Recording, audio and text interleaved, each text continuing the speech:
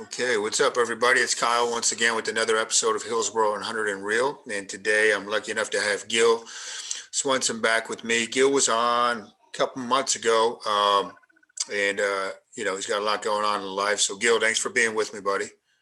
Yeah, absolutely. Thanks for having me back. Yeah, so I figured today we'll just kind of talk about, uh, you got the season approaching, but more importantly, let's talk about where you're at. You got a baby on the way, baby number one, right? That's right. Yep, a couple of weeks away So kind or of less. it's right here. You said it was Yes. March 13th or 14th or 12th? March 12th is the due date. 12th. So we'll see. Okay. That's Any good. day now. Any day, man. Where and do you guys know what you're having? No, we're waiting and seeing. So wait, So it'll be a nice surprise. that's the way to do it. Yep. That's cool, man. So where's your mindset at with that? Because you got a lot going on. You got the season for the high school in Montgomery starting April 1st. Yep. You got Q4 stuff going on. That's always in the works, your business, which we'll talk about.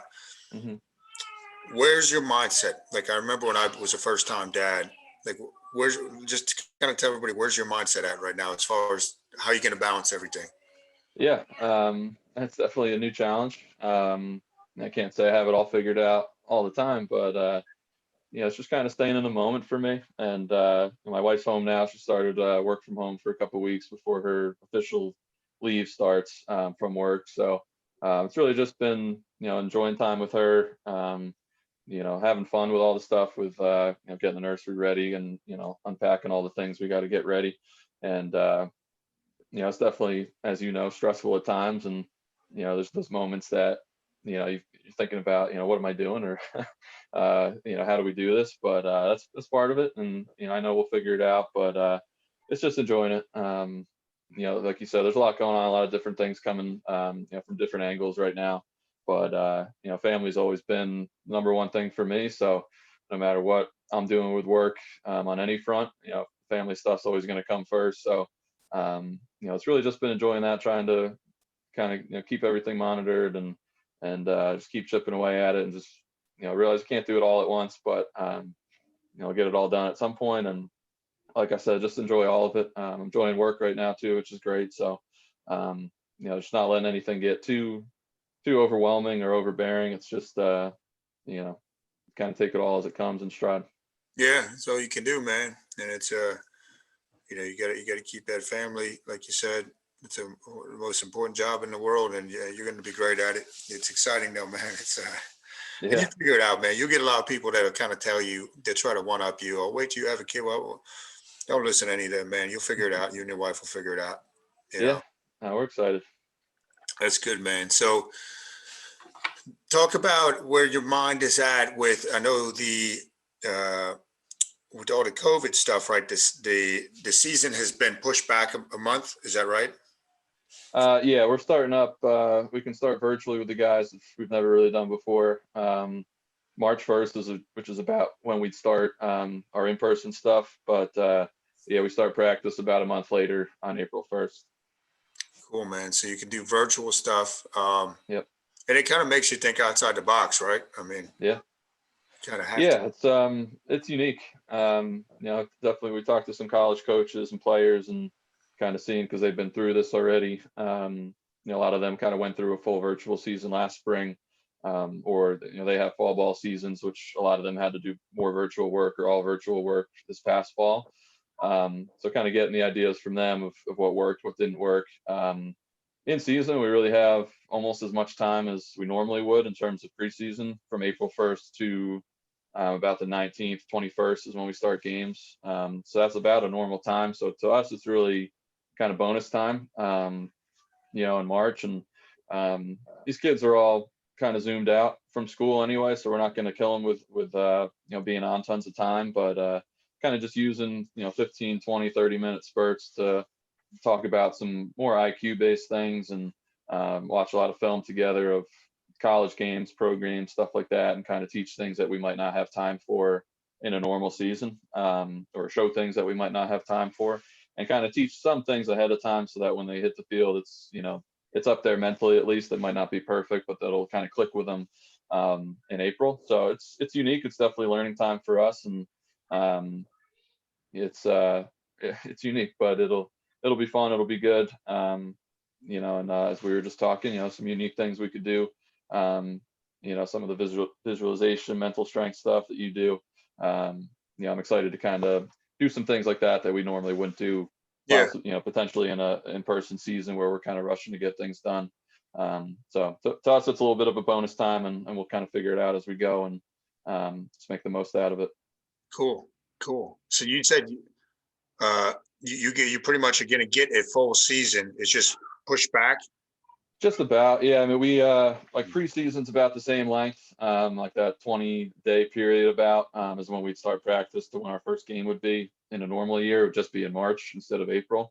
The only thing we're losing is our county tournament, I believe, and maybe a couple extra days. So it's probably about a week or two that we end up net losing. And the state playoffs go about a week or two later into June. So it's about a month off, and then we gain a couple weeks on the back end. So it ends up like net losing, a week or two.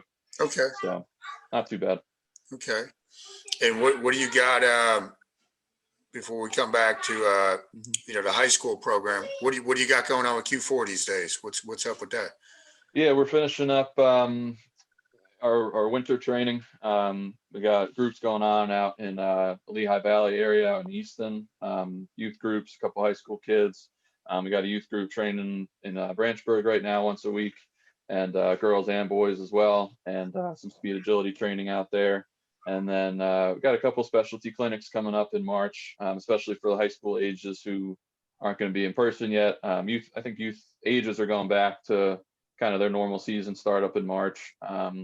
So we got some specialty things. We got a former pro player coming to do defensive clinic in Branchburg, and we'll have a shooting clinic as well. We're putting together a couple other specialty things that we'll be putting out this week. So just kind of keep that going through March until the season officially starts, and then from there it's going to be kind of in season stuff. We might do some private lessons on the weekends and some small group stuff just to keep kids active.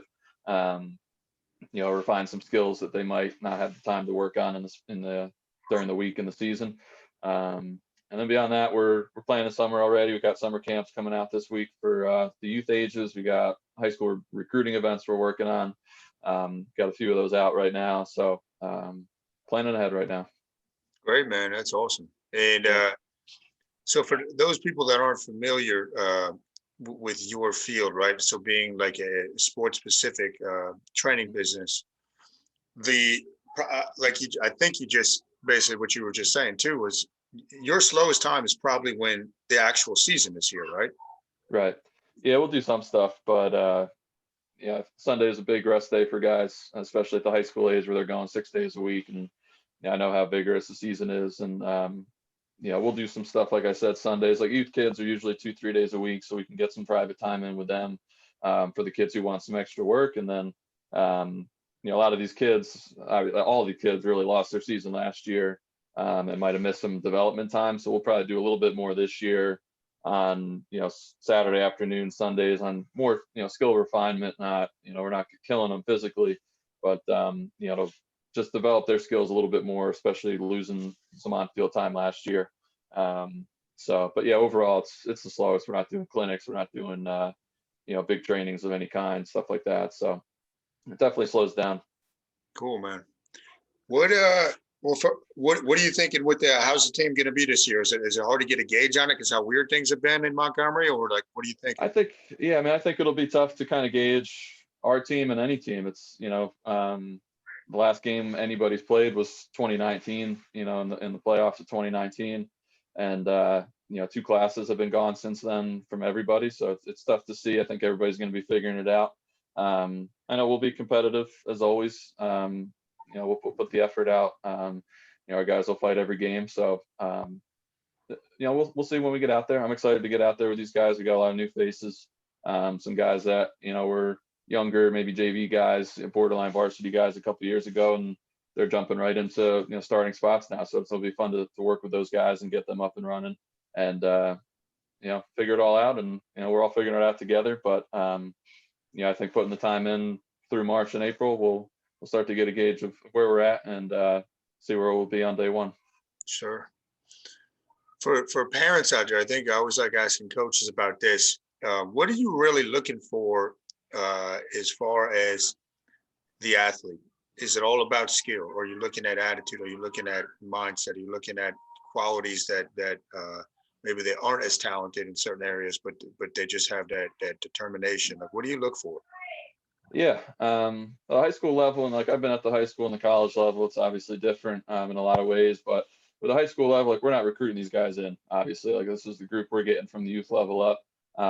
So for us, it's really bringing the best out of everybody, and finding what every player's different. It's finding what strengths people have, and really playing to those and helping them develop those and put them in spots to use their strengths and succeed.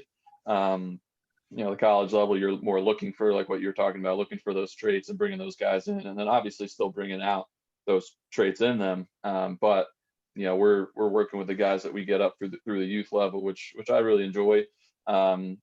It's nice just working with this group coming up, and for me, it's the skills obviously part of it. You got to have some skill to be successful, and the guys who put time in to develop those skills are going to be successful from that. But for me, the biggest thing is just their effort level, something like we call like a compete level.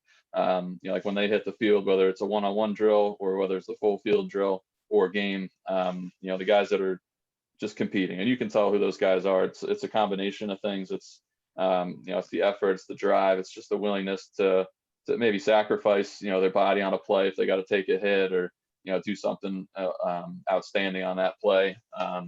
It's just those guys that fly around the field and just play with energy. Old boss at St. Joe's would call it juice. The guys that play with juice, you can just tell those guys are they're just out there. They're competing. They're winners. They want to get out and just make a play. Even if it's not for them, it's those guys that really stand out. They're not trying to make the play for them and go through, take the ball and run through the whole team and score. It's the guys who are going to sell out to put a teammate in a good position.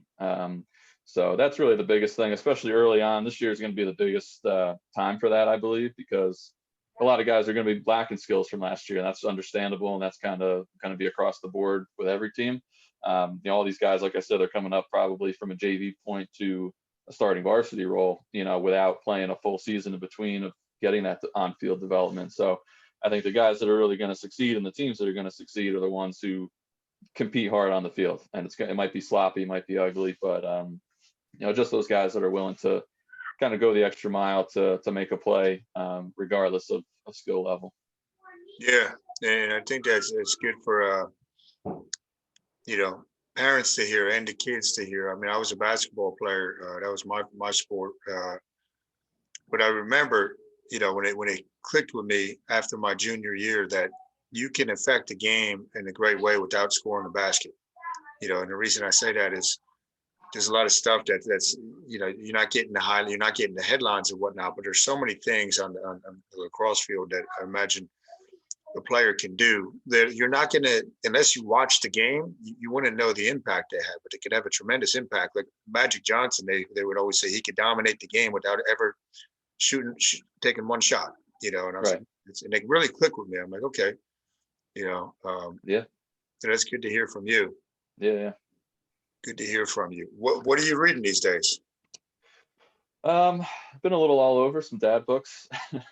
Nice. A little different than normal. I got some good suggestions from you last time. I've been in and out of traction, which is one you gave me.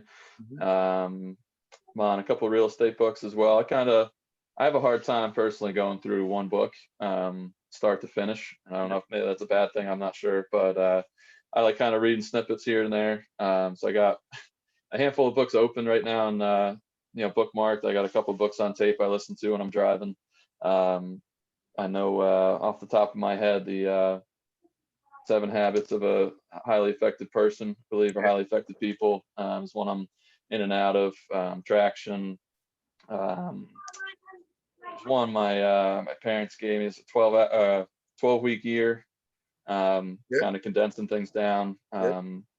So just some things, there's some personal things, just personal development, some business development, some real estate, always kind of in and out of coaching books as well. So might not be the most effective way to read, but That's what I do. Yeah, that's yeah, right. Well, man, different categories. I try not to have two of the same category going necessarily if you can. Yeah. And Yeah. it's good because this week I think I'll actually be, as I think in my head, I'm like landing, like, I think I'm finishing up like 3 or 4 books this week. They just happen to Hmm. coincide. So it's like, all Yeah. right, bring on the next batch. Yep. Yep. That's how it goes. So you're constantly working on your own knowledge base, Hmm. correct? You're Yep. constantly learning, and when you're driving around, it's not necessarily just listening to music and whatnot. Where did that mindset come from? As far as, okay, I gotta have this slight edge and this constant, never ending improvement. Um, it's been from, I guess it's from different areas. I started out, I was never a big reader, honestly, in high school, college, even now. I wish I was now looking back. I'm sure a lot of people are. I've always kind of been into coaching's always been something I've been into and doing. So I've always been into different coaching books about, Belichick, Saban, Herb Brooks, Phil Jackson, Wooden, stuff like that. So that's kind of always been a constant. Those were things I would read no matter what. And then college, I got in some business classes in the sport management program at Rutgers. Some books actually, we were maybe assigned to read at the time. I didn't get into as deep then that I've actually come back to now, and I wish I read them deeper at the time when I was supposed to be. And but it's just kind of funny how that worked out. But I got into those. I remember the names. I was like, oh, that might be interesting to get back into, and started reading things. And a lot of it's come from not knowing things that I want to know. So like I went to school for sports management. I was, wanted to be a coach. I thought it might be coaching, college full time, which I did for a little bit. And now I'm into, more business stuff, and I did some business stuff in college, but not enough to say, I can run this full business, with everything I know right now. So I had to, naturally go out and read books, articles, listen to podcasts, stuff like that. And, a lot of it came from just realizing I don't know this or that or whatever.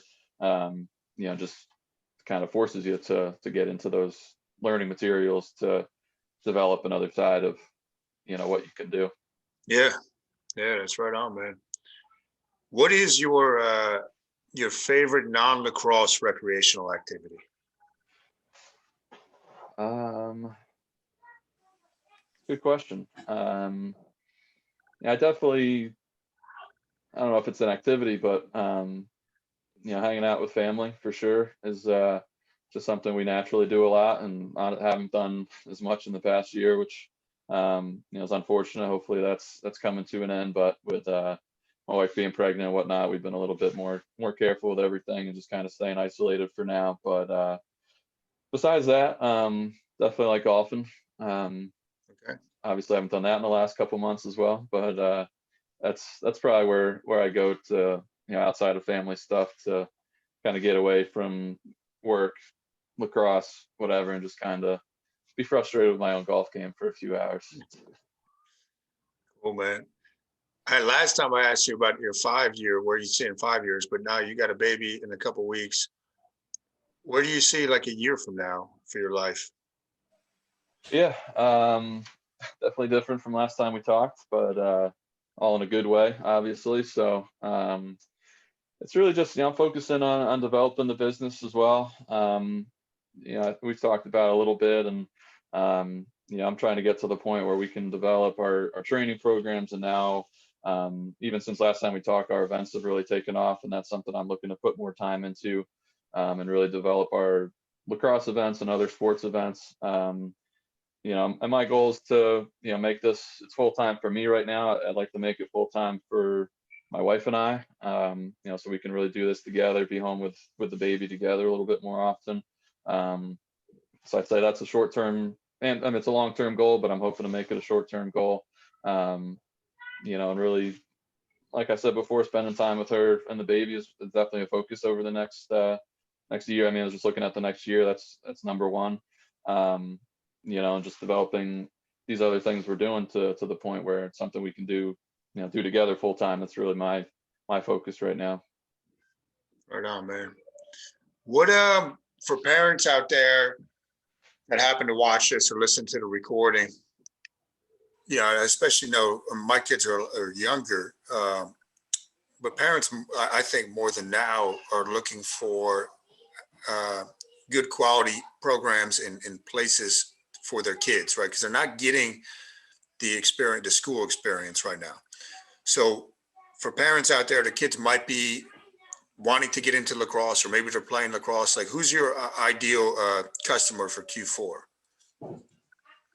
Um, Really anyone, interested in either trying lacrosse or just, getting better, at any age. I mean, we work with, a group called First Shot Lacrosse, and they intro kids, down to really any age, getting started and just want to try it out with, smaller sticks, soft balls, and we work up through, seniors in college right now. So, it's really anyone looking to play lacrosse, get interested in it, try it out.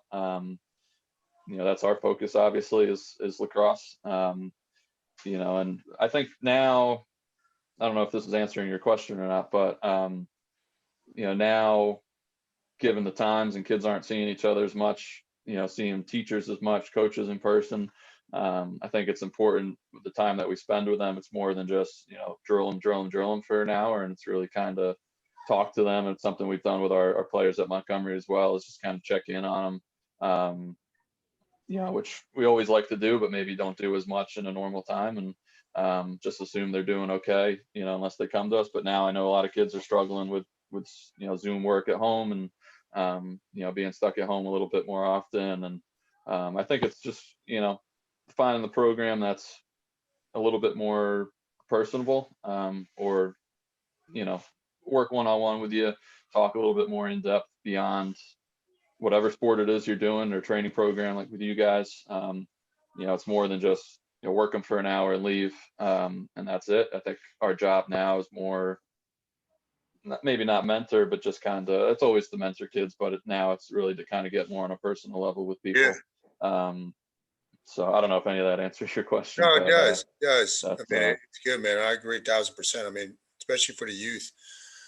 When I mean youth, I mean teenagers all the way down, man. They need that social interaction. They need that normalcy. They need that, that other voice besides their parents, or other voices, I should say. And that's Mhm. especially, you look now. I mean, I remember when he's a really good friend of mine now, but my buddy Louie, when I started training his son, this is going back 10 years ago. But the first conversation I had with him, he said, it takes a village, to raise a child. And he goes, I'm going to trust you with my kid, my son. He was a lacrosse player at Bridgewater. Mhm. I always think of that. I'm like, you got to, even with my kids, I'm like, who else can we surround them by, that's going to really mentor them. So it's a good job by you. The first shot, what's like my Braxton's 5. Is he old Mhm. enough to do that? I believe so. Yeah. Yeah. Yeah. I mean, they work with kids kindergarten up. I think maybe pre-K. And you got a So summer program for them? what's that? You have a summer program for that age? Yeah, we kind of set things up periodically. We're looking at doing something in March maybe for them, or with First Shot for that age group. It's a good age group. They do a great job working with kids. Yeah. They even provide the smaller sticks, for kids who maybe don't try. Because lacrosse is a tough sport to get into for the first time, um, in a lot of ways, but financially as well. Investing in all the stuff to get if you don't know you want to do it. So they do a good job with that. Bringing the sticks there, and softer balls. They don't need equipment, anything like that. Just kind of show up, try it out, and see if you like it or not. So I think it's good intro for kids that age, and Yeah. makes lacrosse a little bit more approachable than it is sometimes, or definitely than it used to be. Yeah. So Yeah. I'm gonna plant the seed with Braxton, see if I get him to yeah, try it out this year. yep. Great. So what's the best place, as we bring this to a close, for people that are new to listening to you, for people to get in touch with you, what's the best option for Mhm. that? Yeah, on our website's probably the best, q4lacrosse.com. There's contact page there. Our contact info is on there as well.